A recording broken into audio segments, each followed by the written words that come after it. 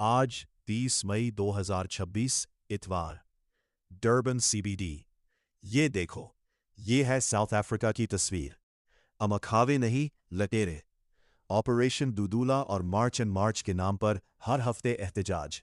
दावा करते हैं पुरामन मार्च है, लेकिन सच क्या है? मार्च शुरू होता है सिटी हॉल से।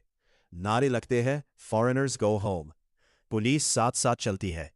और फिर जैसे ही मार्च पॉइंट रोड वेस्ट स्ट्रीट पहुंचता है, 10-15 लोग हजूम से अलग होते हैं। सीधा गैर मुल्कियों की दुकान पर। शटर तोड़ो, सामान लूटो, मालिक को मारो।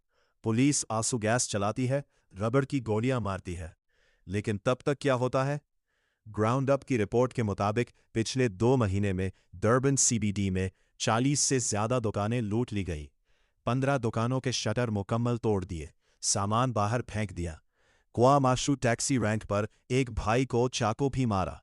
दुकानदार अब इतवार को दुकान खोलते ही नहीं।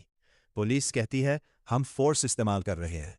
लेकिन सवाल यह है, जब हर इतवार यही तमाशा होता है, जब मार्च के नाम पर लूटमार होती है, तो ये रुकने का नाम क्यों नहीं ले रही?